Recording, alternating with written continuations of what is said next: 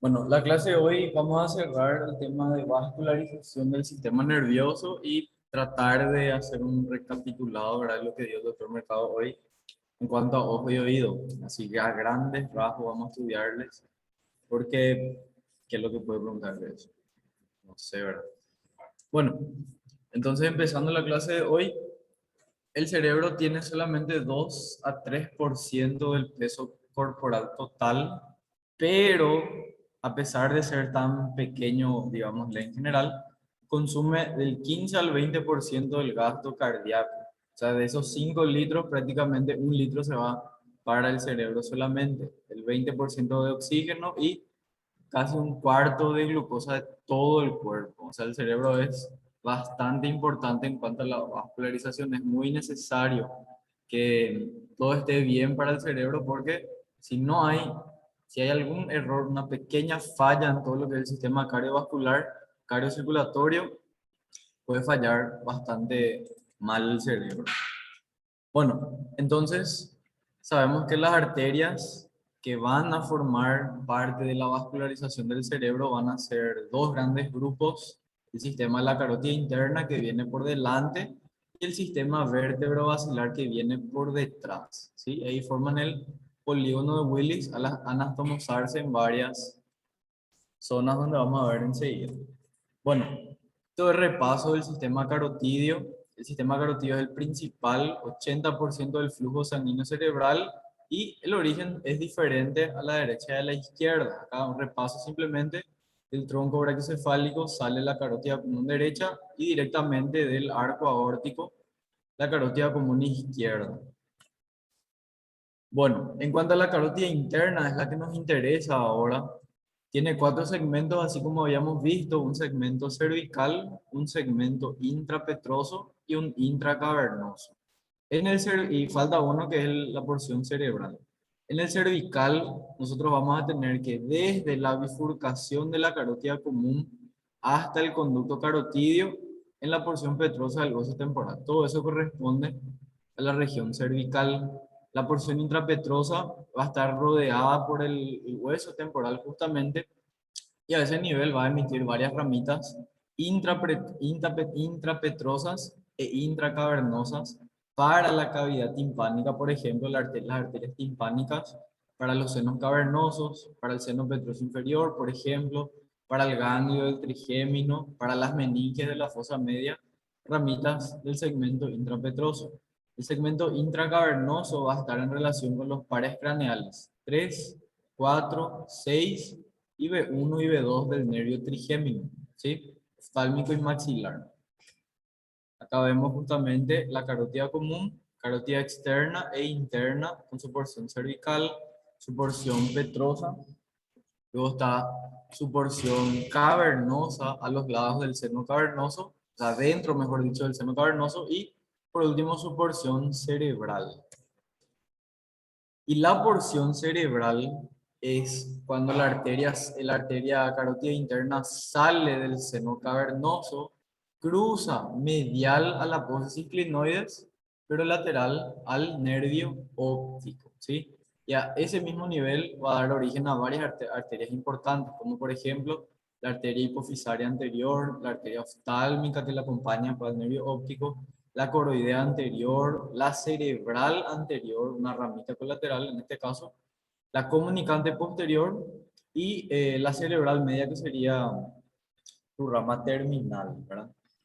Eh, Básicamente eso. Acá nuevamente una imagen donde vemos la porción cervical, acá estaría la porción carotidia o intrapetrosa, la porción cavernosa y cuando emerge la porción ya cerebral, con todas sus ramitas que ya habíamos mencionado cuando estudiábamos arterias de la cabeza y del cuello.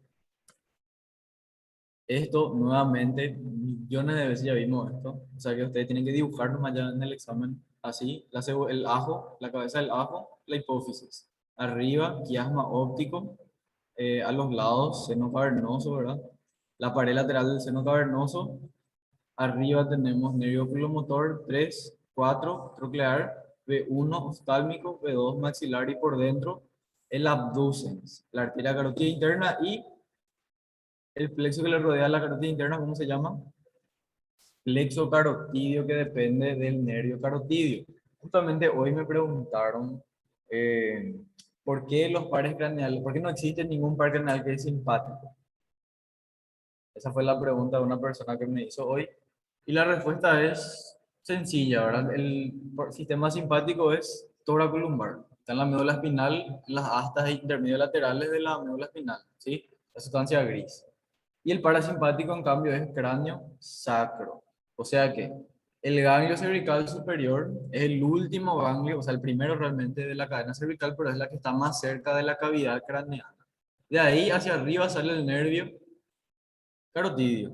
Y el nervio carotidio le acompaña a esta arteria en todo su trayecto, ¿sí? Cruza con ella el conducto carotidio, se bifurca, forma un plexo a nivel de la porción cavernosa, el plexo carotidio, y de ahí salen varias ramitas, ¿sí? Por ejemplo, el nervio petroso mayor, habíamos visto en la clase pasada, de ahí sale el nervio el nervio del ganglio ciliar, por ejemplo, todo porción simpática. Y esa porción simpática justamente va a acompañarse, va a unir a otros nervios craneales que en este caso serían parasimpáticos. Y de esa manera el nervio ya tiene un componente autónomo, o sea, ya tiene simpático, ya tiene parasimpático. ¿Sí? Entonces, ¿de dónde proviene el simpático a nivel de la cabeza? Del ganglio cervical superior. De ahí, a través del nervio carotidio que se bifurca y da todos los ramitos simpáticos. Y básicamente eso. Porque en la cabeza, la glándula lagrimal, la glándula parótida, las glándulas submandibulares, sublinguales, etcétera, eh, el iris, por ejemplo, todo eso tiene funciones autónomas, ¿sí? El parasimpático es de la cabeza y el simpático del cuello. Nada más para acotar eso. Bueno, relaciones y la hipófisis ya saben todo esto. Y por último, el sistema basilar o vertebral serían las arterias vertebrales, que son ramas de la subclavia, ¿sí? Van a ingresar por dentro del foramen transverso de la sexta cervical, acompañadas por las venas vertebrales y por el plexo de Franz plexo vertebral, y van a llegar hasta la región del atlas, se van a unir y van a formar la arteria basilar. Bueno, el origen entonces de la arteria subclavia ingresa al agujero transverso de la sexta cervical, asciende por todo y perfora la membrana atlantoaxoidea, atlanto-occipital, perfora la dura madre, llega a la fosa posterior del cráneo, atraviesa el agujero occipital, se cruzan la región lateral del bulbo, ¿sí? Cruzan lateralmente al bulbo y se unen delante de la protuberancia y ahí forman la arteria basilar. Algunas ramitas serían ramas espinales, musculares. Las que nos interesan son intracraneales, en este caso como la arteria para el bulbo, para la protuberancia, para el mesencéfalo, algunas para el cerebelo que ya conocemos, para el diencéfalo, para los lóbulos occipital y temporal. Acá algunas ramitas más que vamos a ir viendo, o sea, ya vimos realmente en la clase de arterias. Y esto sí es súper importante. Acá primero sale la pica, la arteria cerebelosa posterior inferior, rama de la vertebral. Acá la medular, o sea, la arteria espinal anterior, que salen de las dos vertebrales, se unen y cruzan justamente a nivel de la fisura horizontal anterior de la médula espinal y se juntan en el prácticamente delante del surco bulbo protuberancial y ahí forman la arteria basilar que da varias ramas como la aica, que es la cerebelosa anterior-inferior, la arteria laberíntica por acá tiene que estar, que justamente va para el oído interno. Eh, Acá las arterias cerebelosas superiores, las arterias pontinas, y por último, terminando acá como arteria cerebral posterior, y entre la última colateral y la rama terminal está el nervio oculomotor. A nivel de la sustancia perforada anterior ya sería esto. Bueno, acá una imagen donde vemos lo mismo. Acá las arterias vertebrales, acá la basilar, esta sería la aica, por acá estaría la pica. Estas son arterias pontinas, acá la arteria cerebelosa superior, las dos, las arterias cerebrales posteriores, Acá vemos en el número 3 está marcado el pie peduncular del mesencéfalo, o sea, pie cerebeloso, ¿verdad? Pedúnculo cerebeloso. Y acá en el número 5 está marcado el nervio oculomotor. ¿El nervio qué sería? Trigémino. Bueno, y todo eso forma el círculo arterial del encéfalo polígono de Willis, que sería este espacio, digamos, el espacio cerrado que se forma a través del sistema anterior y el sistema posterior.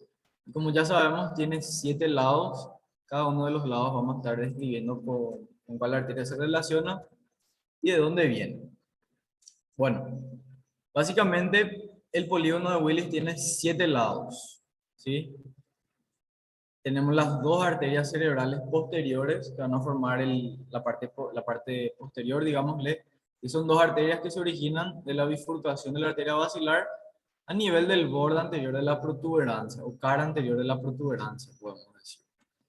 Las arterias comunicantes posteriores son dos arterias, ramas de la arteria carótida interna, que se anastomosan con las cerebrales posteriores.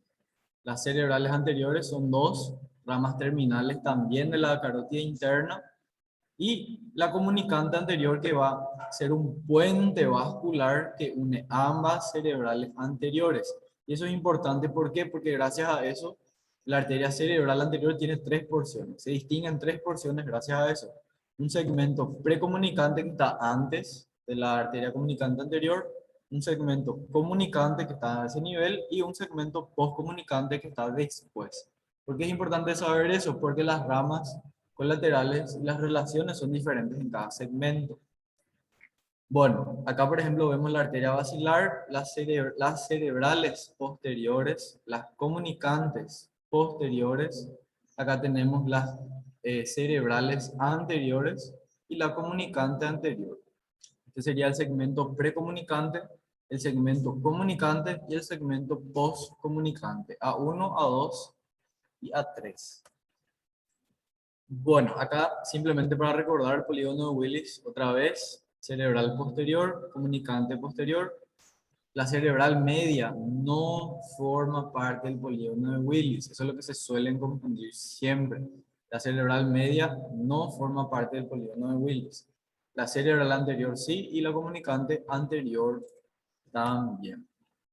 Bueno, entonces, hablando de las arterias que van para la corteza cerebral, son la arteria cerebral anterior, la cerebral media y la cerebral posterior, que justamente van a formar dos de ellas parte del polígono de Willis. Luego vamos a tirar la comunicante anterior y las comunicantes posteriores que no tienen muchas relaciones importantes, digamos. Bueno, primeramente, la arteria cerebral anterior se origina de la carótida interna. ¿Dónde, o sea, a qué nivel ocurre eso? A nivel de la cisura interhemisférica. O sea, ese es el trayecto que recorre la arteria cerebral anterior. Viene de acá y está en la cisura interhemisférica. Si nosotros cortamos a la mitad, acá le encontramos a la arteria cerebral anterior. ¿Sí? Y esta arteria cerebral anterior va a dar varias ramas justamente para las circunvoluciones y para las cisuras que se encuentran en la cara medial de los hemisferios cerebrales. Como por ejemplo, la arteria estriada medial para el cuerpo estriado, algunas ramas orbitarias que van a ir para la región de las circunvoluciones orbitarias frontales, una arteria frontopolar que es para esta arteria, para el polo frontal. Está la arteria calloso marginal, que es esta arteria que vemos acá, porque es para la circunvolución del cuerpo calloso y para el surco marginal. Y la arteria pericallosa, que sería esta, en la periferia de la callosa. Y así, básicamente esas serían las ramas de la arteria cerebral anterior. Acá vemos nuevamente la arteria cerebral anterior, en este caso del lado derecho. Acá la arteria polar frontal. Acá vemos a la arteria calloso marginal. Esta sería la arteria pericallosa. Y vemos que tienen varias ramas realmente. Por suerte no hay que saber todas esas ramitas. Básicamente la pericallosa y la calloso marginal, la polar frontal, las orbitarias, etcétera. Esta es lo que de repente sí se puede preguntar, que es la arteria estriada medial o la arteria recurrente de Heuner. Esta arteria estriada medial va a ir justamente, como dice su nombre, medialmente para el cuerpo estriado. Y ahí termina esa arteria. Entonces la arteria de Heuner es rama colateral de la arteria cerebral anterior. Y prácticamente la rama terminal de ella es la arteria pericallosa. Así termina la cerebral anterior, dando ramas para varias circunvoluciones y cisuras de la K medial. Bien, en cuanto a la arteria cerebral media, ella no forma parte del polígono de Willis y su trayecto sería como sigue. Cruza el lateral en relación a la sustancia perforada anterior, llega a la fosa cerebral lateral entre el lóbulo temporal y el lóbulo de la ínsula. Entonces, si nosotros abrimos la región del lóbulo de la ínsula, ahí le vamos a encontrar a nuestra arteria cerebral media. Y justamente recorre el surco lateral de Silvio esta arteria. Acá podemos ver desde un corte coronal la arteria cerebral media, acá dando varias ramas para los ganglios de la base, para el tálamo, para el globo pálido, putamen, etc. Estas arterias se llaman arterias lentículo-estriadas, ¿sí? Son muy importantes estas pequeñas arterias que vemos acá. Y acá nosotros vemos cómo sigue prácticamente la arteria cerebral media y va a emerger superficialmente hasta la región de la cisura lateral de Silvio. Y ahí va a dar varias ramas otra vez para los surcos y para las circunvoluciones. Por ejemplo, las arterias lentículo-estriadas que les había comentado, que son estas lentículos estriadas. Tenemos la arteria temporal anterior, que es esta, que va para la región temporal. Tenemos la arteria fronto-orbitaria, que sería esta arteria, que también va para la región orbitaria de la cara inferior del lóbulo frontal. Tenemos ramas prerolándicas y ramas rolándicas, que serían estas, las prerolándicas y las rolándicas, acá, para el surco justamente de Rolando. Algunas ramas para los lóbulos parietales anterior y posterior, y la arteria temporal posterior también. Esta es la arteria temporal anterior entonces, y acá vemos la arteria temporal posterior, ¿sí? Acá lo mismo, arteria cerebral media del lado izquierdo en este caso. Acá vemos la arteria para el surco prefrontal, la arteria prerolándica, la arteria rolándica, etc. Acá está la fronto-basal que les había comentado. Acá ramas para, para el lóbulo parietal, acá para la circunvolución angular, acá la temporal posterior y acá tendría que estar la temporal anterior. Acá está, la temporal anterior. ¿Sí? O sea que tiene un territorio bien establecido.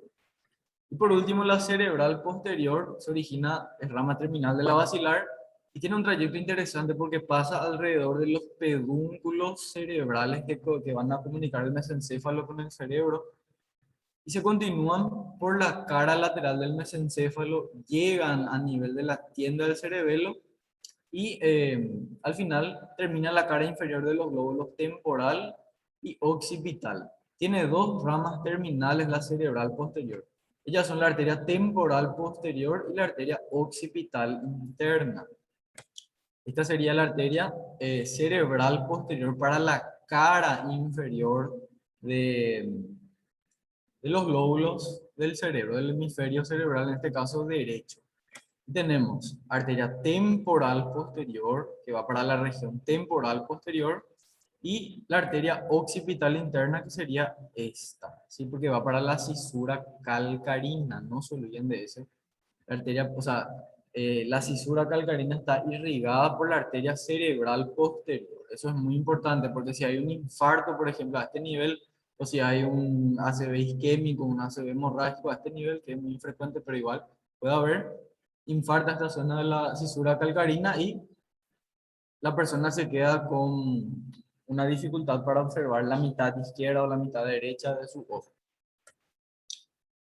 Bueno, Entonces acá vemos la cerebelosa superior, que es rama de la basilar, y acá la cerebral posterior, que como dijimos, cruza, rodea a los pedúnculos cerebelosos y se va en sentido lateral e inferior.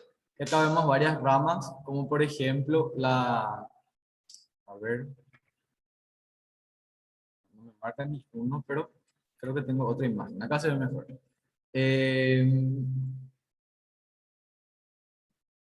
no tengo acá las imágenes. Pero son básicamente dos ramas importantes, la temporal posterior y la occipital interna, que sería esta, ¿sí? Sus ramas terminales, una y otra, prácticamente. Bueno, entonces acá tiene una imagen de una vista inferior de la cara inferior del cerebro, donde vemos todas las ramitas que salen de todas las arterias, en este caso la cerebral media, la cerebral posterior y la cerebral anterior. Bueno, estas son las arterias lentículo-estriadas de la cerebral media. Bueno, acá vemos nuevamente la arteria recurrente de Heuner, que va para el cuerpo estriado. Tenemos acá la cerebral anterior, esta. Acá la cerebral media, acá tenemos la cerebral posterior. Y acá vemos, por ejemplo, la arteria para, para los cuerpos, para los plexos coroideos, por ejemplo. Todos los plexos coroideos que ya vimos su localización, que estaban en relación con el cuarto ventrículo, con el tercer ventrículo y los ventrículos laterales, ellos van a recibir vascularización a través de ramas justamente de la arteria cerebral anterior, media y posterior. Y ahí ocurre el hiperfiltrado de la sangre a nivel de los plexos coroideos y ahí se forma el líquido cefalorraquídeo, ¿sí? Bueno, ¿por qué es importante saber todo eso? ¿Y qué es lo que se les va a preguntar en el examen? Los territorios de irrigación de la corteza cerebral. La arteria cerebral anterior tiene una zona donde predomina, la cerebral media tiene una zona donde predomina, y así también la cerebral posterior tiene una zona donde predomina. En este caso, la arteria cerebral anterior predomina en la cara medial del cerebro, ¿sí? La arteria cerebral media predomina en la cara lateral o superoexterna del cerebro. Y la cerebral posterior predomina en la cara inferior del cerebro. Justamente acá vemos cómo está la zona de la arteria cerebral media. La parte medial corresponde prácticamente a la cerebral anterior y la parte inferior y un poquito posterior, la parte medial, corresponde a la cerebral posterior.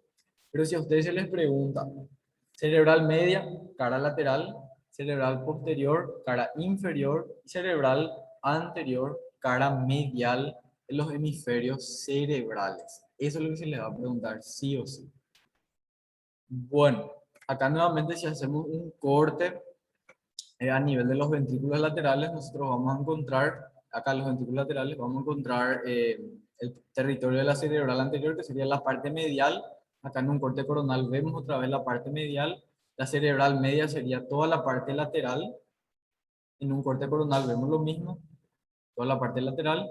La cerebral posterior corresponde a la parte inferior, la cara inferior del cerebro, acá nuevamente. Y acá vemos territorio de la coroidea anterior también. Bueno, esta es una disección de un cerebro y los vasos que están en la facultad.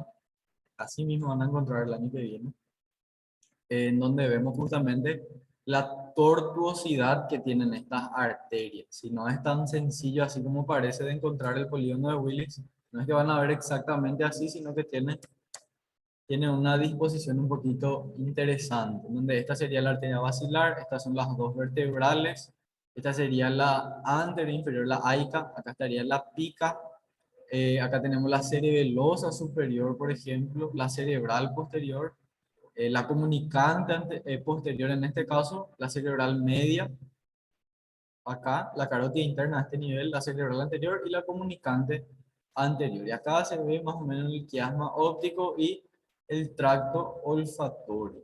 ¿Sí? Más o menos así se ve en la vida real. O sea, realmente esto que está en color rojo no es que es realmente color rojo, sino que se pinta nomás con pintura, con témpera. Con témpera se pinta eso para que simule una arteria.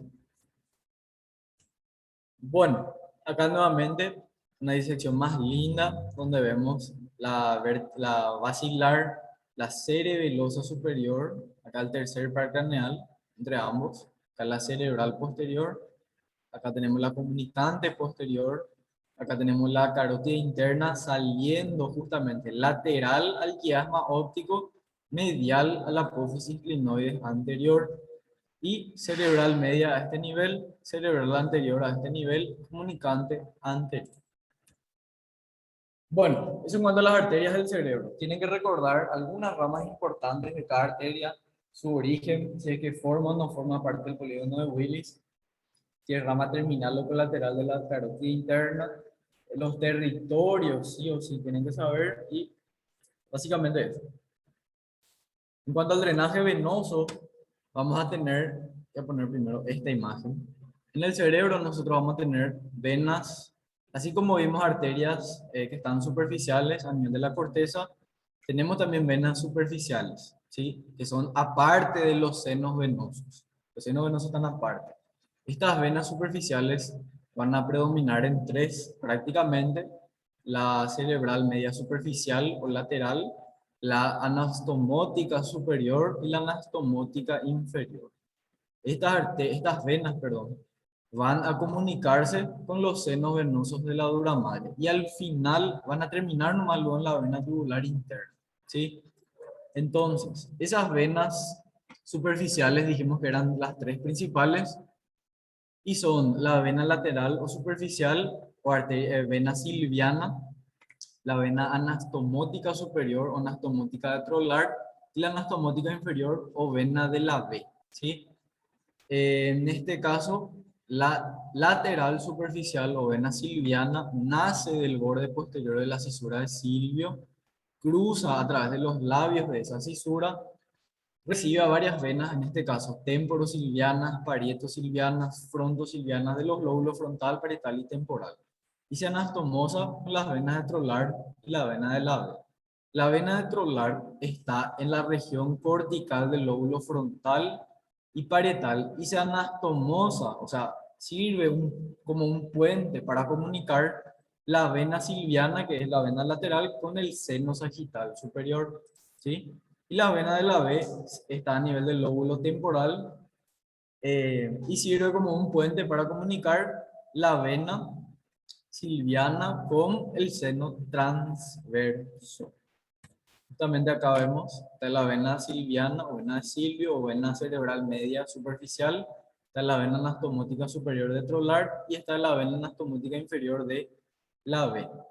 La vena de Silvio recibe venas frontales, frontosilvianas, parietosilvianas, temporosilvianas y se comunica al final con el seno sagital superior a través de la vena de trolar, con el seno transverso a través de la vena de la V, ¿sí? Es lo mismo, lo que ya habíamos mencionado.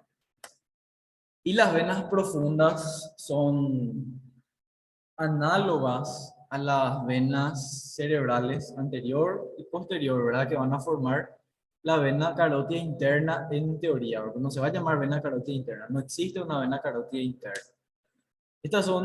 Este sistema de venas profundas pueden tener ramas que se dirigen hacia las venas superficiales, pueden tener ramas que se van hacia la región profunda, que vamos a ver enseguida, pero al final todo termina en las venas de los senos venosos de la dura madre.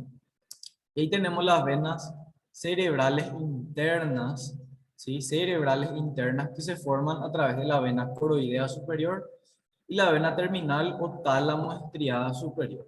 Esta vena tálamo estriada superior va a recibir varias venitas que son las venas anteriores y posteriores del septum pellucidum, del ventrículo lateral, del núcleo caudado, del cuerpo calloso, la posterior o la dorsal, y la dorsal, la tálamo estriada superior o terminal. Esta recibe muchas venitas.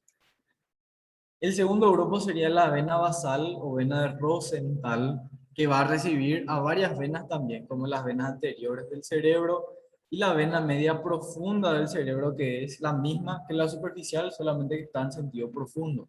Y esta va a recibir a venas de la ínsula, a las tálamos estriadas inferiores, del giro olfatorio, del ventrículo en la región inferior, la vena coroidea inferior y venas de los pedúnculos cerebrales. Esto es importante.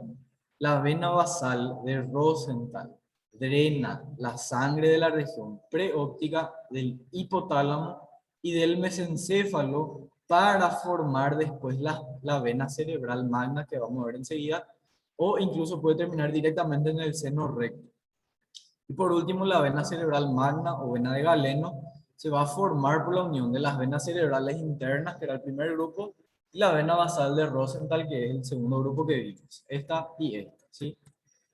Y esta vena cerebral magna es una vena corta, frágil, y se une al seno sagital inferior, y ahí forman el seno recto que conocemos. Entonces, teniendo en cuenta todo eso que dijimos, acá vemos, por ejemplo, las venas cerebrales internas, que van a recibir varias venitas, del septum pellucidum, del núcleo caudado, del tálamo, del, todo eso, ¿verdad?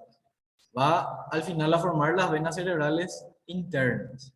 Las venas cerebrales internas se unen con la vena basal de Rosenthal, que va a recibir también varias venitas como las tálamos estriadas inferiores, la vena cerebral anterior, por ejemplo. Se unen y forman la vena cerebral magna o vena de Galeno. Y ella se une al seno sagital inferior y ahí recién forman el seno recto. Y después el seno recto termina en la confluencia de los senos, ¿sí? Ese sería el final de esta historia. Acá más de lo mismo, acá estas dos serían las venas cerebrales internas que van a drenar parte del tálamo, del septum pellucidum, etc.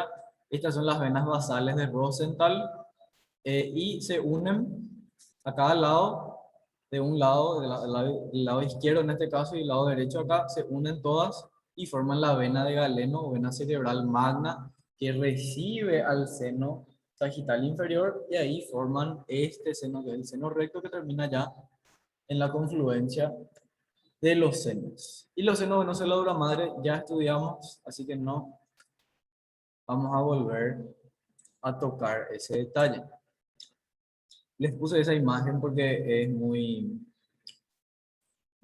chocante, digamos, como lo que puede tener así. Esto, todo lo que ven en color amarillo es placa de colesterol. Todo es colesterol, ¿sí? El colesterol es grasa, o sea que esta persona falleció obviamente. Tenía muchas placas de ateroma en sus eh, arterias a nivel del polígono de Willis. Si se tapa, por ejemplo, esta arteria, la comunicante posterior, no importa, porque acá hay un sistema que va a suplir ese taponamiento a este nivel. Si se tapa, por ejemplo, la comunicante anterior, no importa. Si se tapa la cerebral anterior del lado izquierdo, no importa porque está la comunicante anterior. Y básicamente esa es la función de las comunicantes, pero cuando ya está a este nivel, por ejemplo, si se tapa la basilar, van a haber síntomas, pero no tan acusados. ¿Por qué? Porque del otro lado viene la carótida interna y le da un suplimiento a las arterias cerebrales posteriores, justamente a través de la comunicante posterior. Pero obviamente si tenés este nivel de ateroma ya, chao, ¿verdad? Por eso un hombre es tan viejo como sus arterias, ¿sí? Ahí está la juventud realmente. Bueno, esa fue la clase de vascularización del sistema nervioso. En este caso terminamos una parte importante ya. Solamente nos va a quedar hablar de ojo y oído, que vamos a hacer un resumen del resumen, así a grandes rasgos, como la anatomía del oído. ¿Qué les parece si descansamos 10 minutos? Después continuamos con esto, porque no es muy largo tampoco y no... Ahora sí. Bueno, esta es una clase un poquito diferente, digámosle, porque no es lo habitual tener ojo y oído en el CPI, pero vamos a tratar de sacar lo más importante de lo que es anatomía del oído, anatomía del ojo. Bueno, como ustedes ya saben, el oído es el sistema encargado de la audición. Y básicamente en esta imagen se resume todo lo que es cómo funciona el sentido de la audición. Ustedes saben que ya estudiaron ondas este año en el CPI. Las ondas transmiten sonido, o sea, el sonido es son ondas mecánicas. ¿Sí? Esas ondas mecánicas son, digámosle, captadas por el pabellón auricular. Del pabellón auricular ingresan por este canal, que es el canal auditivo, y choca con una membrana que es la membrana timpánica. Esa membrana timpánica, gracias a esas ondas, empieza a vibrar, ¿sí? Empieza a vibrar y esa vibración genera una serie de movimientos dentro, o sea, medial a esta membrana timpánica a través de estos huesecitos que están unidos, ¿sí? Es como que yo tengo un hueso, dos huesos juntos y cuando yo muevo, se mueven juntos. No es que hay una articulación, sino que hacen este movimiento, ¿sí? Y ese movimiento a su vez está conectado con un sistema que es el sistema coclear, ¿sí? La cóclea, el órgano de Corti, justamente dentro de la cóclea, y dentro de ese órgano coclear hay un líquido, dos tipos de líquidos realmente, pero uno es el que más nos interesa ahora. Hay un líquido que, gracias a ese movimiento, a esas vibraciones que transmite esta membrana timpánica a través de estos huesecillos, empuja ese líquido, ¿sí? Empuja ese líquido. Y el líquido se mueve en ciertas vibraciones, en ciertas frecuencias diferentes, dependiendo del estímulo que esté captando el oído. Ese movimiento de los líquidos, a su vez, mueve un órgano que está muy por dentro, que es la membrana, o sea, el órgano de Corti, que está unido, ¿sí? Es un órgano mecánico que con ese movimiento vibra, ¿sí? Se mueve. Y esa vibración, esas vibraciones que tiene, están conectados por unas células, y de esas células salen un nervio, o sea, salen varios nervios. Y esos nervios se unen y forman el nervio coclear. El nervio coclear otra vez se une a otro nervio que es el vestibular, que es totalmente aparte de la audición, ¿sí? Son dos órganos totalmente diferentes que están unidos, ¿sí? Y se une con el nervio coclear y ahí forma el nervio vestíbulo coclear. Y ese nervio vestíbulo coclear llega, ingresa ahí por donde es su origen aparente, que sería a nivel del surco buloprotuberancial, perfora, o sea, se mete por dentro de una vía que vamos a ver más adelante, llega al tálamo y del tálamo cruza por la corona radiada, se llama una zona, y llega a la región temporal donde se encuentra el área auditiva primaria y secundaria rodeándole a la primaria. Está la primaria y la secundaria por fuera. En la circunvalación temporal superior, ¿sí? Y ahí recién nosotros somos conscientes de lo que escuchamos. ¿Sí? O sea, una vía bastante interesante que, ¿cómo? Pasa muy rápido. No te das cuenta del tiempo que transcurre entre que vos hablas hasta que yo escucho. Ahora, ustedes saben cuánto es la velocidad del sonido. 340 y no sé cuántos mil metros por segundo. Y la velocidad de la luz, 3 millones no sé cuánto. Imagínense que ustedes están, qué sé yo, a 5 kilómetros de un lugar, hay una tormenta, están a 5 kilómetros de un lugar donde cae un rayo. ¿Qué es lo que ustedes ven? ¿Cómo cae el rayo? ¿Verdad? Y lo primero que ven es eso. ¿Por qué? Porque la velocidad de la luz es mucho más rápida que la velocidad del sonido. Y después de 1, 2, 3, 4, 5 segundos más o menos, ahí recién escuchan el trueno. Pero no es que el trueno vino después, sino que fue al mismo tiempo, solo que el sonido del trueno es más lento que el sonido de la luz. Por eso escuchamos unos segundos después. Ahí está la diferencia. Ahora, dependiendo de la distancia, yo voy a escuchar, qué sé yo, rápidamente. Ahora no van a escuchar al toque. No van a tardar ni un segundo. Pero si está más lejos y empieza a gritar, escuchamos un ruido lejos, vemos eso primero y después de un tiempo recién vamos a estar escuchando. Es muy rápido. Bueno, y el oído se divide básicamente en tres porciones. Un oído externo, sería toda esta zona. Un oído medio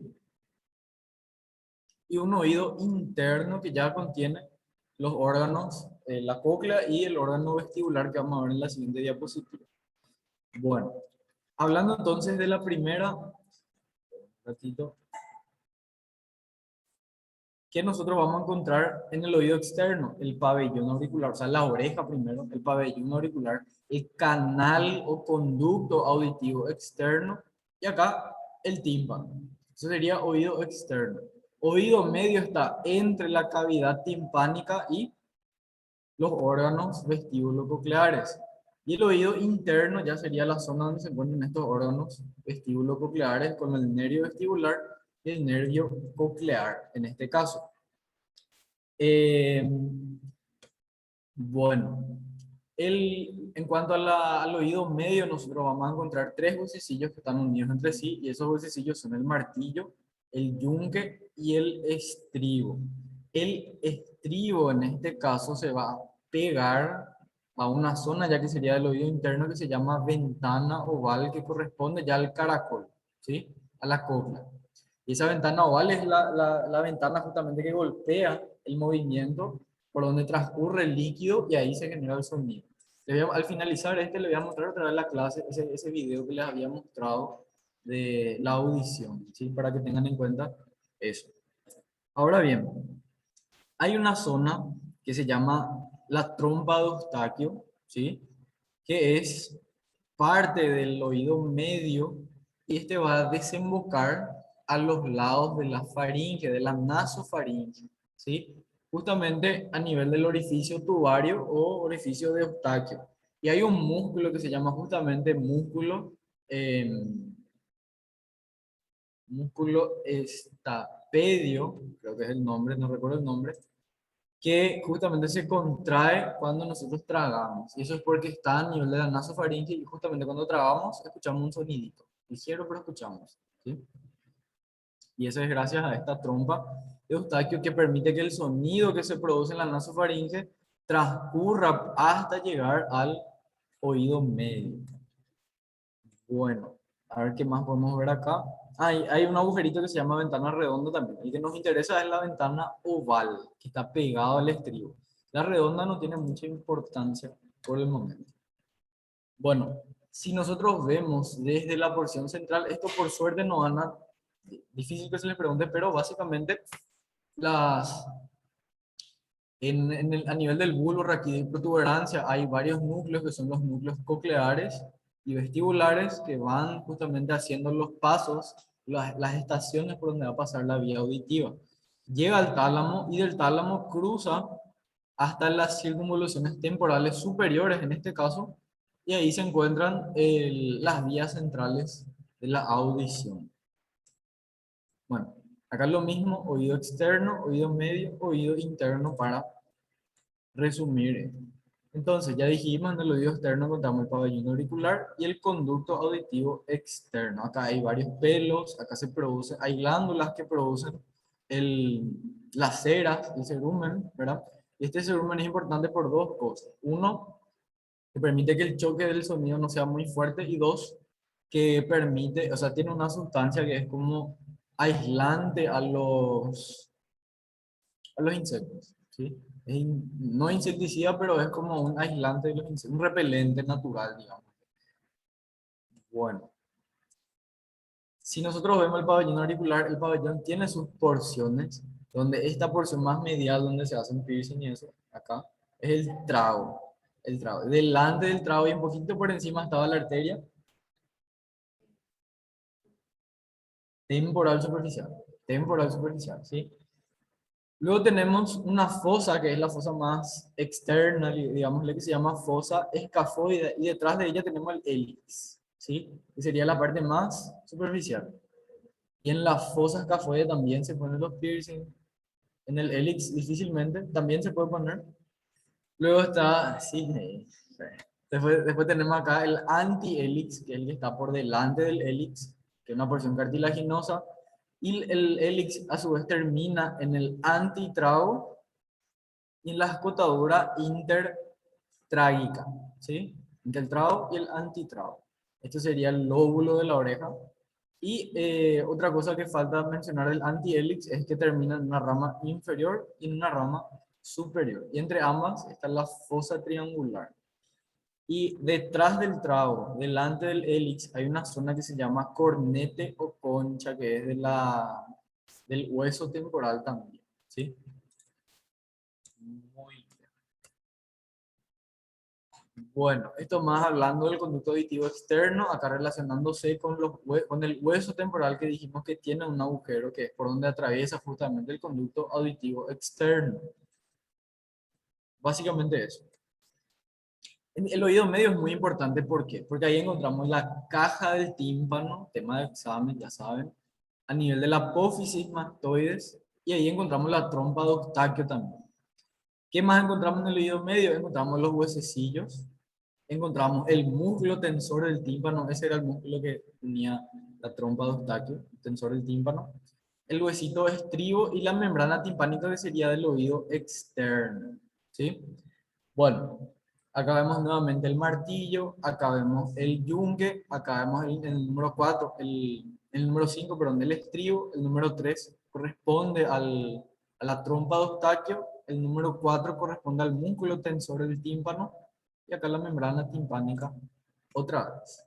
Bueno, esto es lo que tienen que saber porque saben ya que se preguntó cuando el doctor desarrolló eso, entonces puede volver a preguntar lo mismo o incluso puede preguntar, qué sé yo, qué órgano se encuentra en el oído externo, qué órgano se encuentra en el oído medio, qué órgano se encuentra en el oído interno.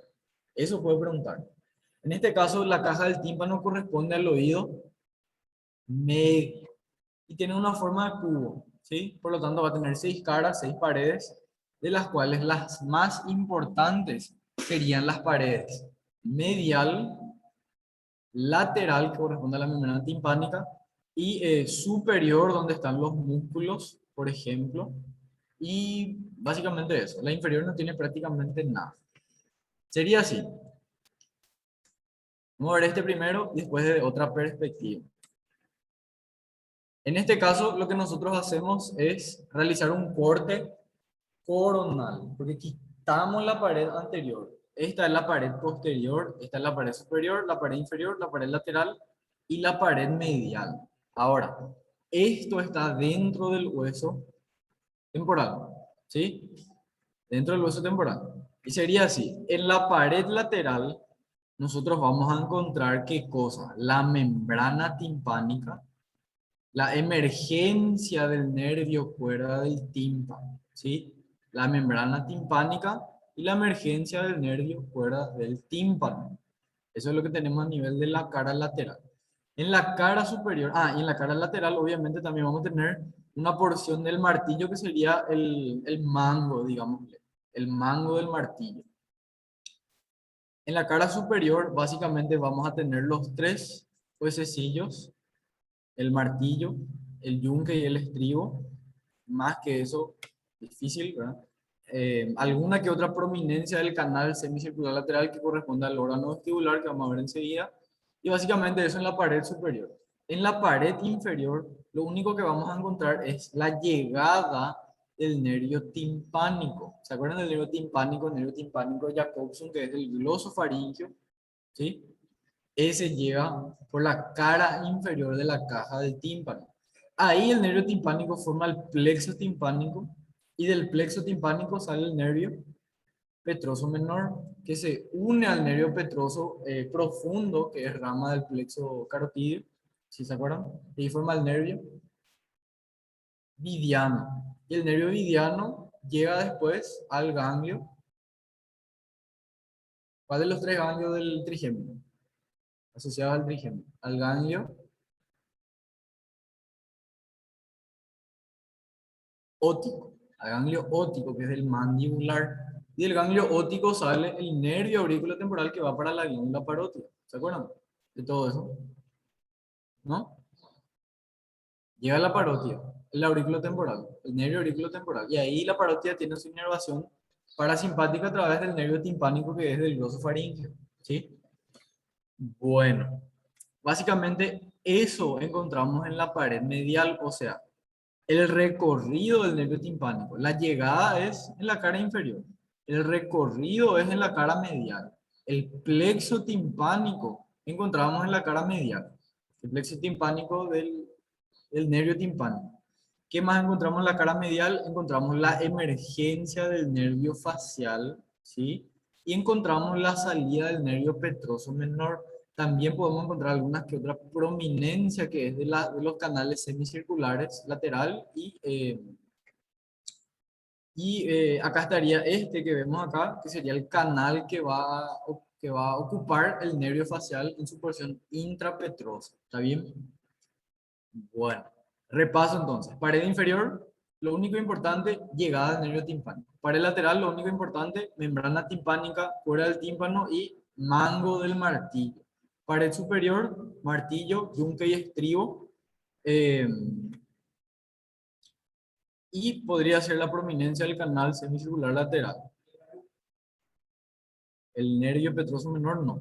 Ese sería, bueno, lo que sí está en el techo podría ser la emergencia del nervio petroso menor. Es correcto porque el nervio petroso menor saben que cruza justamente la cara anterior de la porción petrosa del hueso temporal. ¿Sí? Entonces eso podría ser realmente. Bien, en la cara medial tenemos el nervio timpánico, el trayecto, el plexo timpánico, el nervio petroso menor y el nervio facial con su conducto del nervio facial que sería su porción intrapetrosa. Eso es si nosotros quitamos la pared anterior. Ahora nosotros, ¿qué pared quitamos? La pared lateral. Esto es anterior, esto es posterior, esto es superior, esto es inferior y esta pared que vemos acá es la pared medial. Y acá encontramos más cositas importantes.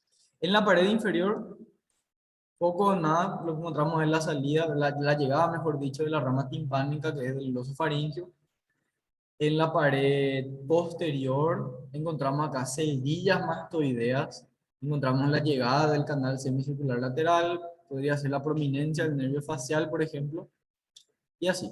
El nervio coral tímpano también tiene su llegada por la pared posterior y se va hacia la pared lateral.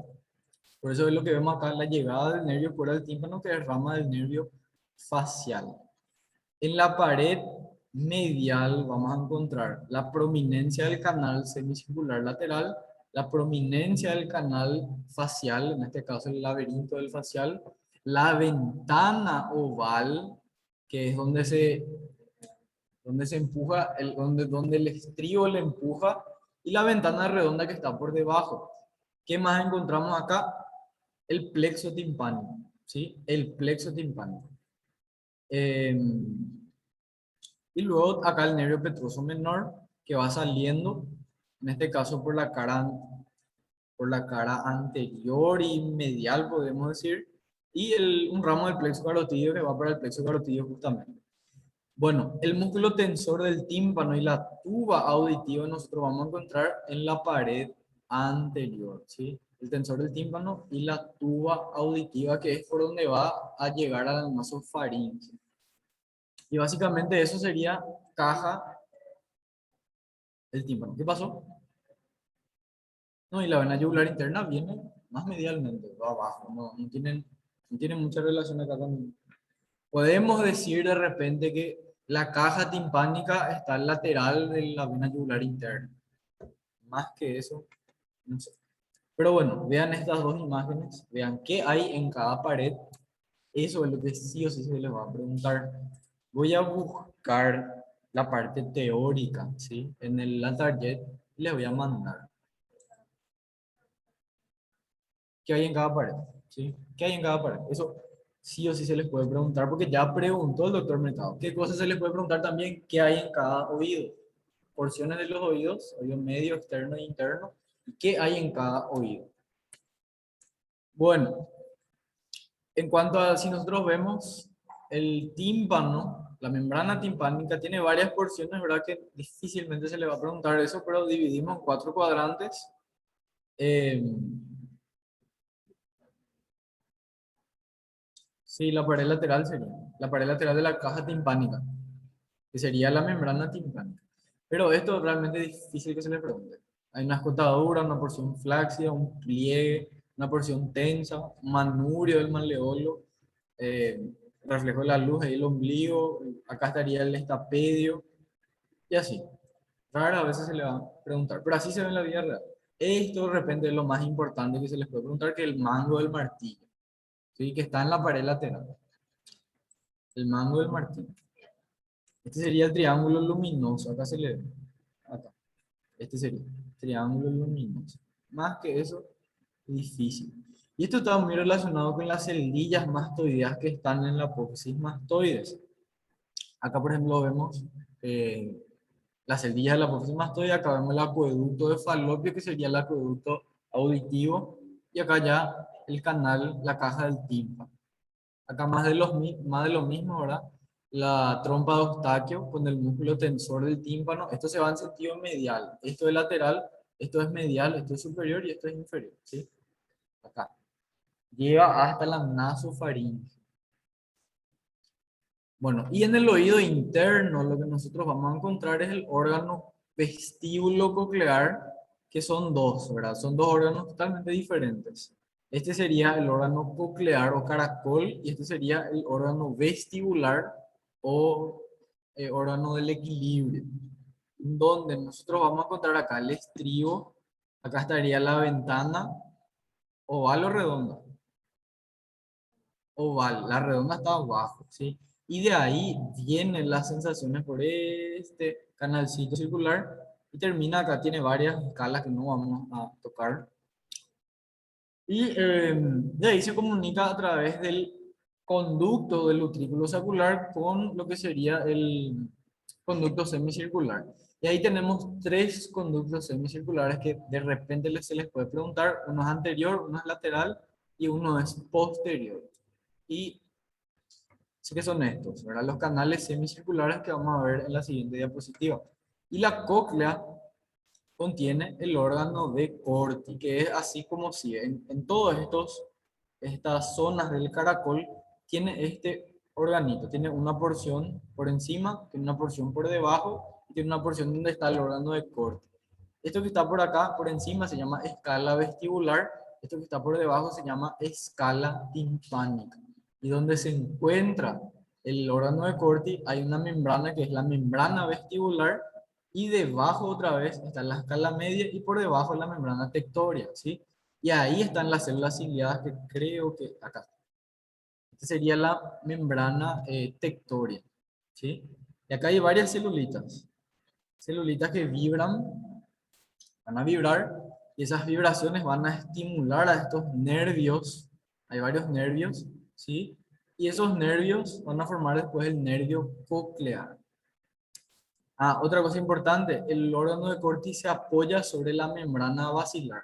Por encima del órgano de Corti está la membrana tectoria, ¿sí? Y por estos espacios, por estas rampas o escalas, atraviesa el líquido, la perilinfa y la endolinfa.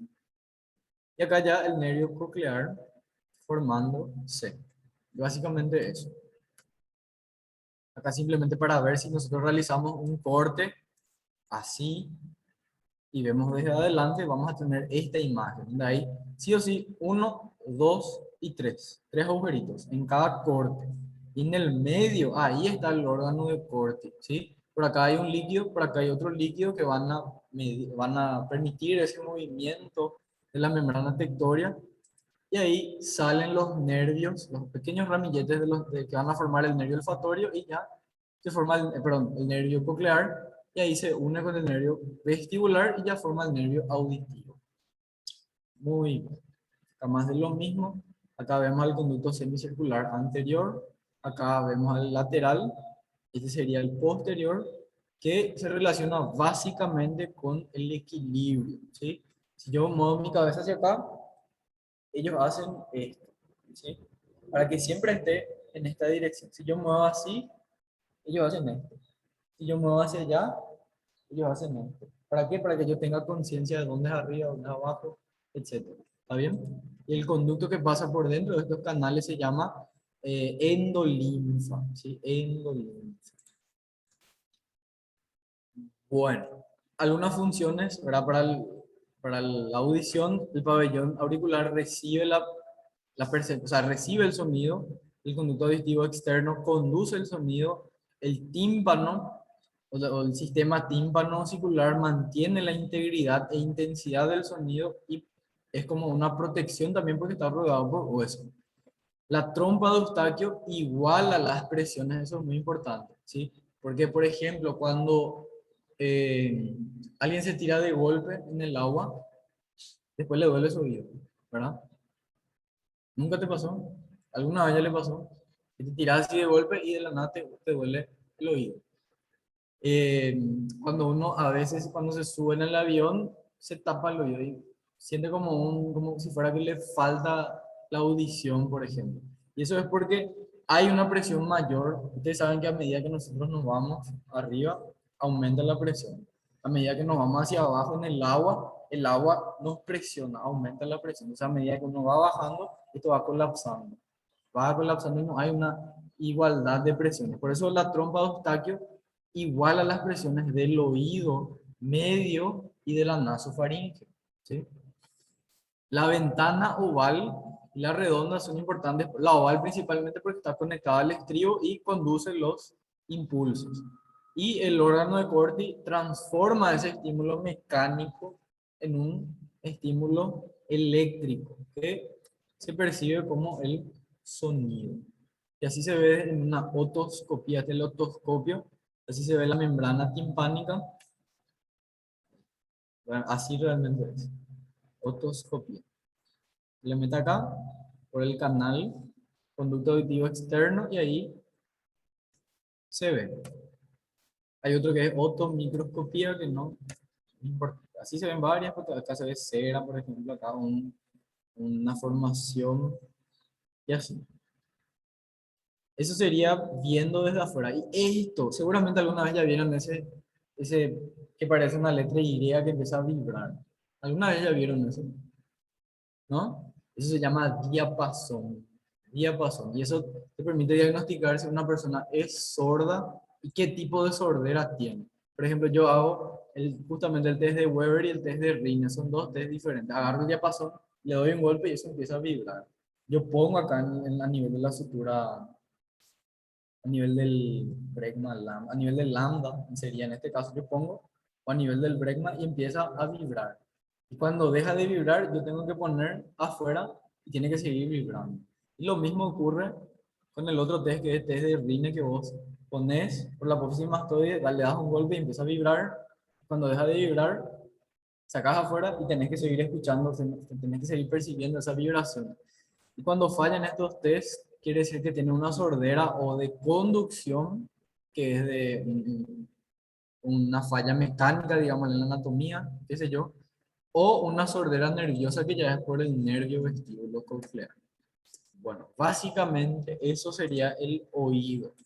Y acá, este no les voy a, por suerte es muy largo, o sea, muy corto, mejor dicho, la parte del sistema vestibular.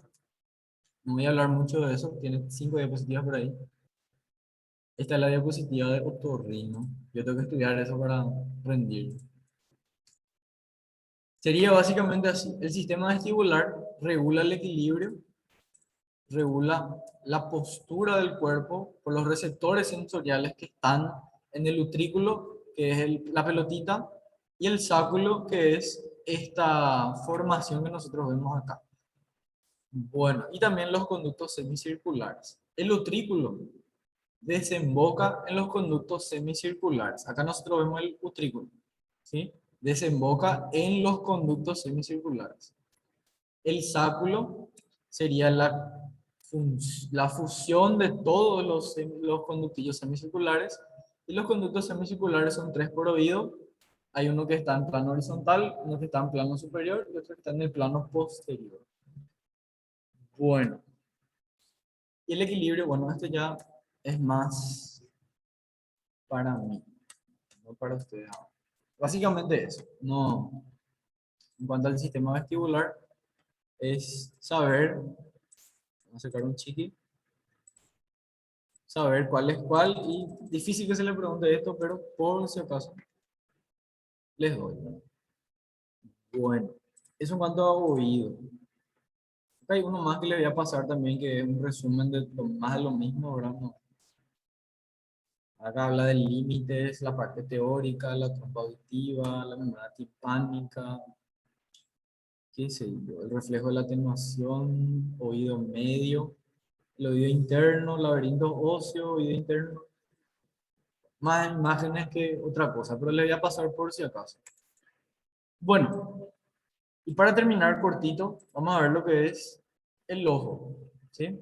Ya para finalizar, 1 hora y media de clase. Cortito, cortito nada más. Sería así.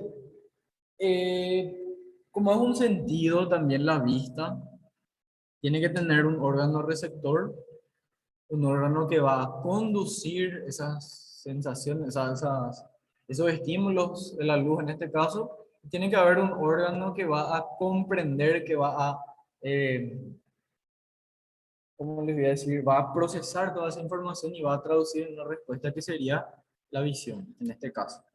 Entonces, el sentido de la vista, ¿qué pasó?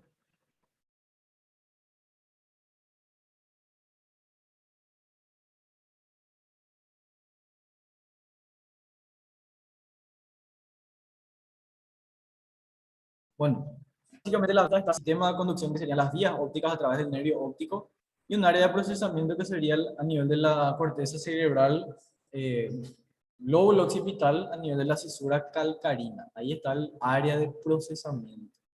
Entonces, el ojo es un órgano par, obviamente, situado en la cavidad orbitaria que está protegido por los párpados y por la secreción de las glándulas lagrimales. Hay también un grupo de músculos que vamos a ir viendo enseguida que justamente van a mover los ojos. Hay el músculo que hace que mueva el globo ocular hacia arriba, se llama recto superior. El que hace hacia abajo, recto inferior. Hacia la derecha, ahí es diferente. ¿Por qué? Porque si yo miro hacia la derecha, yo contraigo el recto lateral del lado derecho, pero el recto medial del lado izquierdo. ¿Por qué? Porque mi ojo derecho mira hacia lateral y mi ojo izquierdo mira hacia medial. ¿Sí? Y lo mismo hacia la izquierda. Bueno, eso todo vamos a ver enseguida. ¿Y cuál es el nervio que va a asegurar a los músculos del ojo?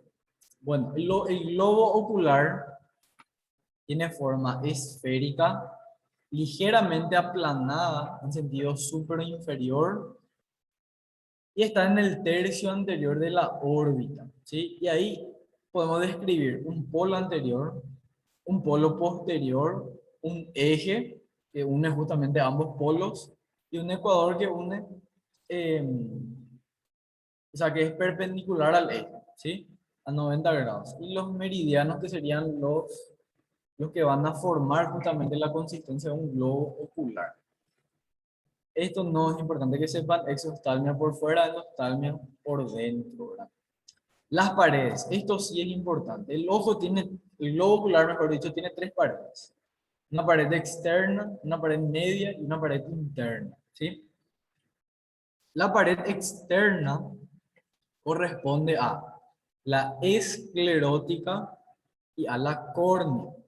La pared media, que es vascular, esta es fibrosa, ¿por qué? Porque justamente sirve como protección también, ¿sí? Porque el ojo no es un órgano así débil, digamos. Ustedes pueden tocar su ojo y pueden empujar, pueden hacer eso, ¿sí? Es fibrosa por eso. La vascular está por dentro de la fibrosa y corresponde a la coroides, al cuerpo ciliar que está acá adelante y al iris. Coroides, cuerpo ciliar y al iris. Y por último, la capa más profunda del globo ocular es la capa nerviosa, corresponde a la retina, ¿sí?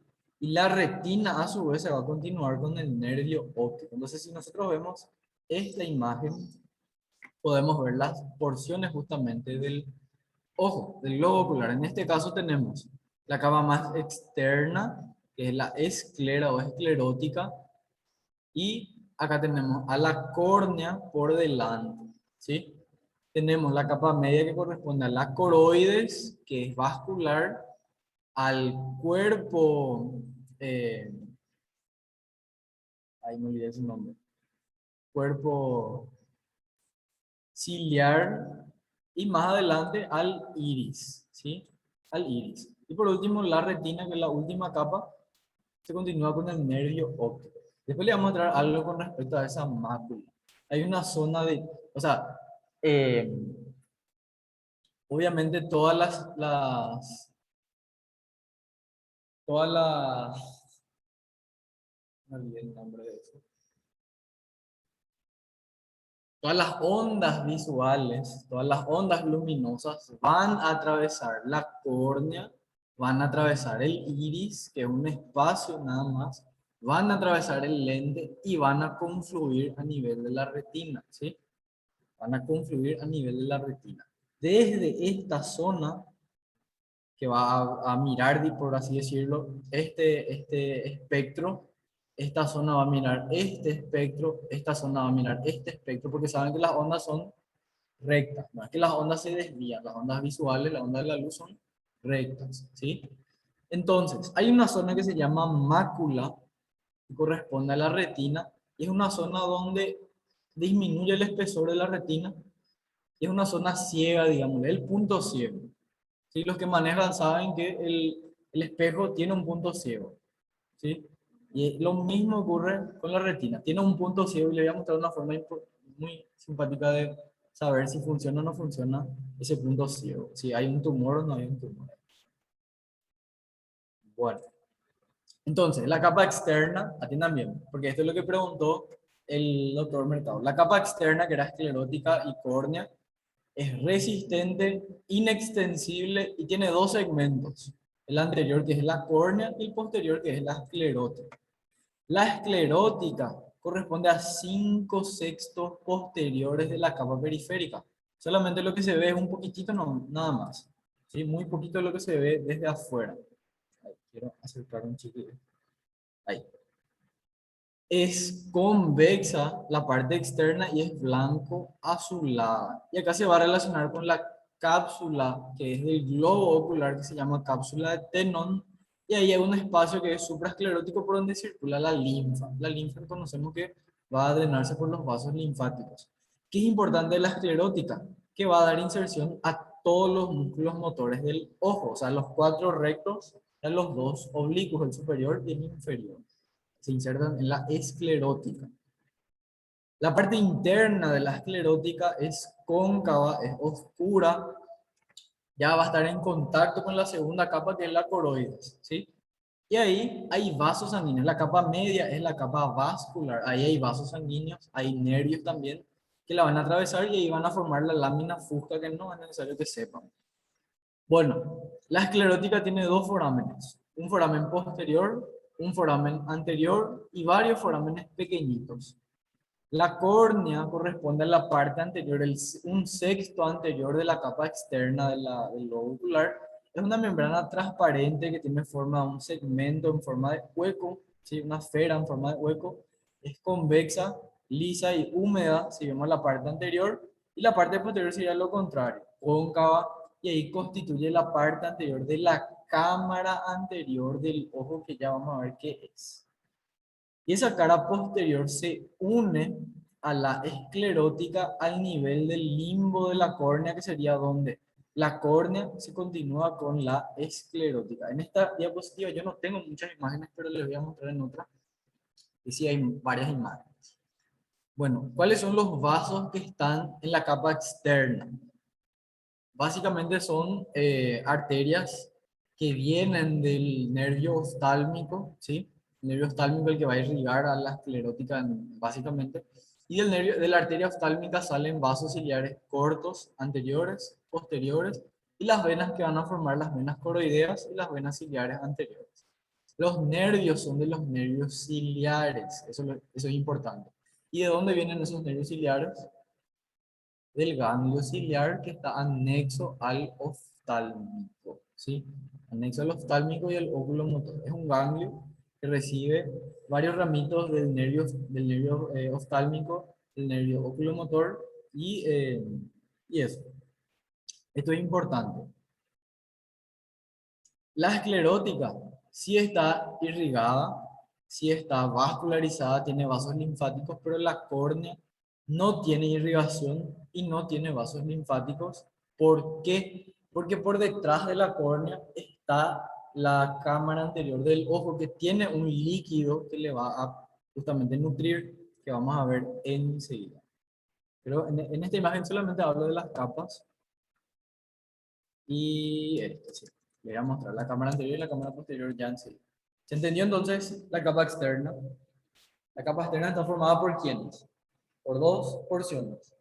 Por la esclerótica, que es prácticamente toda la porción del ojo, y la córnea, que es solamente la parte anterior. ¿Sí? ¿Cuál es el que está irrigado? La esclerótica está irrigada. La córnea está irrigada. No, no tiene vasos sanguíneos, no tiene vasos linfáticos. ¿Pero tiene nervios? Sí. Eso por ahí es lo que se les puede preguntar de repente. Básicamente eso. La capa media dijimos que tenía tres porciones. ¿Cuáles eran? La coroides, el cuerpo ciliar y el iris. La coroides es prácticamente tres cuartos de la capa media, que también se llama úvea, ¿sí? Es muy frágil. Esta es la capa vascular. La cara externa de la coroides va a ser convexa. Acá, esta es la coroides, ¿sí? Va a ser convexa, obviamente. Va a estar en relación con la cara interna de la esclerótica y está unida a ella por la lámina fusca que habíamos mencionado y vasos y nervios que van desde la coroides hasta la esclerótica. La cara interna, en cambio, va a estar en relación con la retina, pero no se adhiere a ella. Eso es importante. Toca, pero no se adhiere. Ahora, con la esclerótica sí se adhiere por la lámina fusca, pero con la retina no. Tiene también un foramen posterior y un foramen anterior. El foramen posterior es liso, coloración oscura y se corresponde acá con por el nervio óptico, ¿sí? Se va a unir a la esclerótica y ya se relaciona con el nervio óptico, acá. Y el foramen anterior, en cambio, está marcado por la hora serrata, que sería el límite entre coroides y cuerpo ciliar. Si nosotros acercamos acá, acá nosotros vemos. Acá nosotros lo que vemos es la coroides, ¿sí? Se quitó la capa interna que es la retina para ver esta parte lateral del ojo, ¿sí? Y ahí nosotros vemos una línea que va a justamente permitir esa delimitación en todo lo que es coroides y todo lo que ya sería parte del cuerpo ciliar. ¿Cómo se llama esa línea? Hora serrata. Hora serrata, porque parece sierra, ¿sí? Hora serrata. Y ahí ya empezamos a hablar del cuerpo ciliar. Acá se ve también la hora serrata, y acá ya es la zona del cuerpo ciliar. El cuerpo ciliar es el que se va a encontrar entre la coroides y la circunferencia del iris. Tiene una parte anterior donde hay un músculo que es el músculo ciliar y una parte posterior donde se encuentran los procesos ciliares que corresponden a vasos sanguíneos. ¿Sí? Más que eso, el cuerpo ciliar, difícil que se les pregunte. Y el iris es el agujerito básicamente que existe en el ojo. Es la parte más anterior de la capa vascular. Tiene una forma de disco. Perdón, es el agujerito de la pupila. Esto es el iris. Tiene una forma de disco que está perforado acá por la pupila. Tiene una cara anterior que está marcada por varias estrías radiadas, ¿verdad? Que forman los vasos. Y una capa posterior que es cóncavo de color oscuro que va a estar en contacto con el lente que vamos a ver enseguida, que es la pared anterior de la cámara posterior del ojo y está 1 milímetro por detrás de la córnea. Voy a mostrar en este mapa. Básicamente, cámara anterior del ojo sería esta y cámara posterior del ojo sería todo esto. ¿Cuál es el límite entre ambos? El iris. ¿Sí? El iris. Acá hay un lente cóncavo que justamente, biconvexo, perdón, que va a generar las imágenes. Ustedes están dando esto en óptica, entonces un lente biconvexo, cuando llega un estímulo luminoso, una onda luminosa, llega a este nivel, ¿qué va a pasar acá? Va a venir así y después va a salir en esta dirección. Así va a ocurrir. Bueno. Eh, y ya sabemos que la parte de la circunferencia interna es la pupila. ¿Sí? La pupila que está en relación con el iris. Y el iris es importante, ¿por qué? Porque tiene músculo, o sea, es un órgano muscular y ¿cómo les voy a decir? Es automático, es autonómico. Yo no puedo controlar si voy a hacer contracción de mi iris o voy a dilatar mi iris, voy a dilatar mi pupila. No, yo no puedo hacer eso. Y justamente eso rige por el sistema simpático y el sistema parasimpático. Y la miosis es la contracción y la midriasis es la dilatación de la pupila. ¿Cómo se van a acordar del nombre? Mio viene de músculo, ¿verdad? Mio. Y mio contrae. El músculo se contrae, entonces miosis es pupilas puntiformes chiquititas. Y midriasis sería lo contrario. Bueno, en cuanto a la capa media, dijimos que era la coroides, el cuerpo ciliar y el iris, y está vascularizada por arterias que vienen de las ciliares cortas, llegan hasta la obra serrata, y hay arterias ciliares largas también que vienen de la arteria oftálmica que van a irrigar a esta capa. Y por último, la capa interna del globo ocular está compuesta por la retina, que es la capa. La retina realmente tiene 10 capas. 10 capas tiene la retina. En histología van a estudiar las 10 capas una a una, de las cuales dos son nerviosas, tienen ganglios y eso son muy interesantes la retina y justamente confluye en la parte posterior y forma el nervio óptico. Se extiende entonces en la capa profunda a la capa vascular y ahí sale el nervio óptico. Tiene varios órganos receptores tienen unas neuronas que reciben las luces. eh, Conos y bastones se llama, seguramente ya escucharon alguna vez, y si no, se llaman conos y bastones las capas de la retina que van a recibir esos órganos luminosos, y tiene dos porciones prácticamente, una porción óptica que es prácticamente toda la retina y una porción ciega que corresponde a la mácula. La porción óptica va desde el nervio óptico hasta la hora serrata, hasta acá nomás llega. Y la parte lateral es convexa, se relaciona con la coroides, no se adhiere a la coroides, y la cara media es cóncava, moldeada sobre el cuerpo vítreo, que vamos a ver enseguida, y, eh, y básicamente eso. Tenemos dos porciones que son el disco óptico y la mácula lútea. El disco óptico sería una zona blanquecina, es el punto ciego en la retina, y la mácula sería una superficie depresiva donde recibe la máxima cantidad de rayos luminosos. Acá le vamos a mostrar. Este es el disco óptico o la papilla óptica, que es donde recibe prácticamente toda la luz, ¿sí? Y la mácula, en cambio, es eh, al revés. La mácula es la que recibe todo y el disco papilar es tiene, el que no tiene, el que es el punto ciego, en otras palabras. Bueno, sabemos que la oftálmica es la que va a irrigar prácticamente todo el ojo, en este caso la retina también. Y hay una arteria que es central de la retina que va a irrigar a prácticamente toda la retina. Acá nosotros vemos justamente otra cosa importante, las venas en un fondo de ojo se ven de color más oscuro. Las arterias, en cambio, son más pálidas, aparentemente, ¿sí? Esto que parece una arteria, realmente es una vena. Y esto que parecen venitas, realmente son arterias. Eso es lo que hay que saber. Acá está la mácula con su fóvea central y acá está la papilla, el disco óptico. Este es el punto ciego y este es el punto que recibe la mayor cantidad de luces. Bueno, con todo eso, esto es lo que se preguntó, el cuerpo vítreo, el humor vítreo y el humor acuoso, que vamos a ver enseguida, y el contenido del globo ocular. Lo que vimos hasta ahora es el continente, digamos, perdón, el continente. Y ahora vamos a ver el contenido. Primero que nada, hay un lente que se llama cristalino, es un lente biconvexo, elástico, transparente, que está entre el iris, que está por delante, y el cuerpo vítreo, que está por detrás, ¿sí?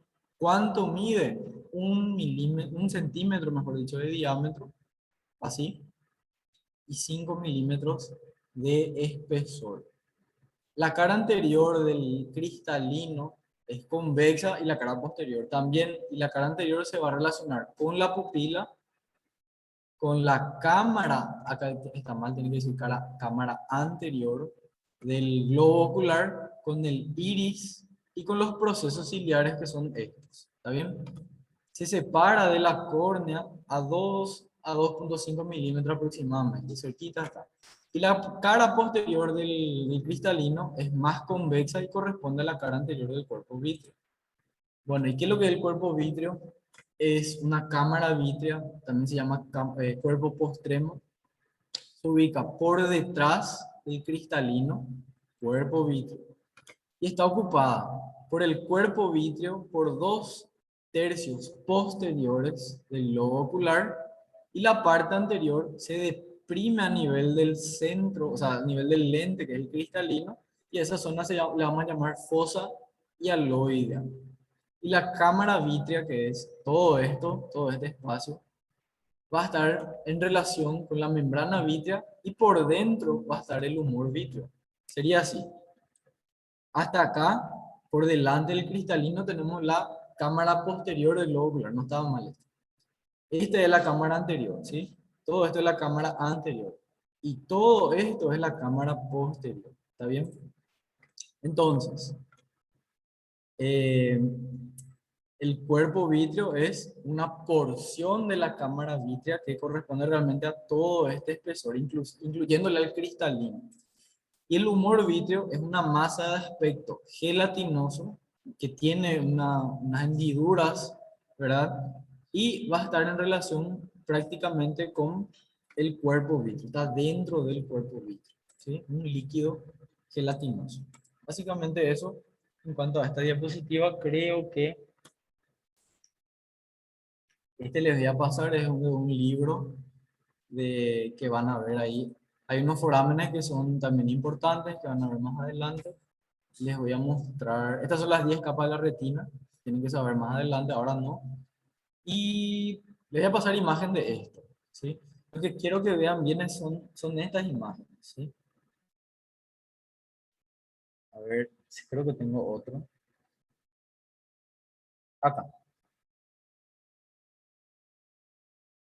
Sepan bien las 3 capas, sí o sí se les va a preguntar. Sepan bien delimitar la cavidad vítrea, el cristalino, dónde está la pupila, qué es lo que es, dónde está el iris, parte de quién es la córnea, la esclerótica, qué se inserta en la esclerótica con los músculos, ¿verdad? Eh, qué sé yo, sepan qué es la mácula, el disco papilar, sepan la segunda capa que es la uvea, que corresponde a coroides, cuerpo ciliar, iris, etc. Le voy a mandar esta imagen, este libro, una porción del libro, para que vean bien. Acá se ve mucho más lindo otra vez. Acá se ve el cristalino, acá se ve la córnea. Este ya es párpado, ¿sí? El párpado. Y básicamente eso. Acá, este es un resumen. Lo mismo que dimos hasta ahora está acá, ¿sí? La cámara, acá sí que menciono mejor otra vez, la cámara anterior está entre la cara posterior de la córnea y la cara anterior del iris, ¿sí? Y el humor acuoso menciona también la cámara posterior. Entonces esto también le voy a pasar. Y básicamente eso es anatomía del ojo. No es muy complicado, sí son cosas nuevas realmente porque nunca se vio en CPI, pero por si acaso. Y para terminar así cortito, cortito, cortito, tienen que saber las paredes de la órbita, cosa que mencionó el doctor Mercado hoy, según viene el resumen. Eh, eso está en la diapositiva de topografía de la cabeza. Los músculos, sepan bien los nervios que pasan, este anillo, sepan anillo de zinc, tienen que saber sí o sí quiénes pasan por dentro, quiénes pasan por fuera. Y este es el origen básicamente de los 4 músculos, los 4 músculos rectos. El recto superior, el recto lateral, el recto medial y el recto inferior, ¿sí? En el anillo de zinc. ¿Y dónde terminan? En ya saben, ese es su origen prácticamente, en el anillo de zinc. ¿Y dónde es su otra inserción? En el ojo. ¿Qué parte del ojo? ¿En qué capa del ojo? En la esclerótica, la capa más externa, porque tiene que mover el ojo, ¿verdad? Vean todo eso. Acá nuevamente más imágenes, todo esto le va a pasar. Y los anexos. Esto es lo que, bueno, habló de glándulas lagrimales, o dijo algo muy poco, ¿verdad? Acá, sí, la conjuntiva, justamente, estos son importantes. Es muy importante saber bien la anatomía de esto porque principalmente la coloración. Cuando tiene así una coloración tipo carne de pescado, así bien blanquito, carne de pescado parece, es porque la persona está anémica, ¿sí? Tiene anemia. Si vos le ves nomás la conjuntiva de este tipo color carne de pescado, es porque tiene anemia sí o sí.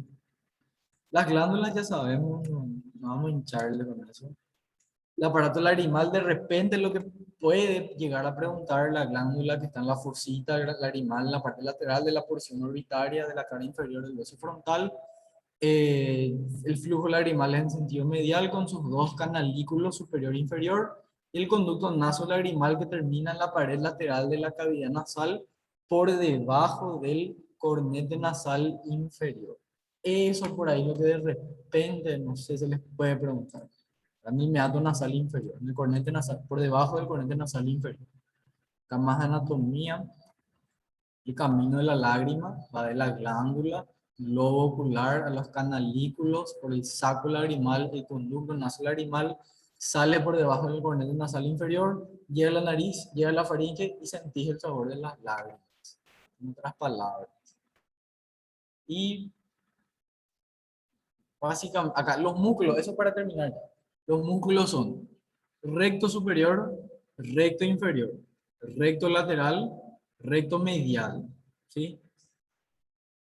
También está el oblicuo superior, que está en relación con la polea, ¿sí? ¿Se acuerdan la polea que está en la parte medial de la cara inferior del frontal? Y el recto inferior también. Básicamente, el motor ocular común, se llama lo motor ocular común porque es común para casi todos los músculos, inerva casi todos los músculos. Son 6 músculos. 4 de 6 están inervados por el óculo motor. 4 de 6. ¿Sí? O sea, el recto medial es óculo motor. El recto superior, óculo motor. El recto inferior, óculo motor. El oblicuo, ¿dónde está el oblicuo? Acá está el oblicuo inferior, óculo motor. Son 4 músculos, ¿sí? Ahora, el oblicuo superior está inervado por el nervio troclear, que es el cuarto par craneal. Y cuando se contrae este oblicuo superior, piensen nomás, esto es lateral, hacia allá estaría la parte medial, ¿sí? Imagínense que se contrae este. ¿Hacia dónde va a mirar el ojo? Hacia abajo y medial. La mirada es como patética, por eso el cuarto par craneal se llama patético, ¿sí? ¿Sí? Mira nomás, acá se inserta en la parte, digámosle que esto sería la órbita, esto es lateral, medial, arriba, abajo, ¿sí? Y el oblicuo superior se inserta acá, y si se contrae acá, ¿qué pasa? Va a mirar hacia abajo y medialmente, si se contrae esto, ¿está bien? Por eso es patético.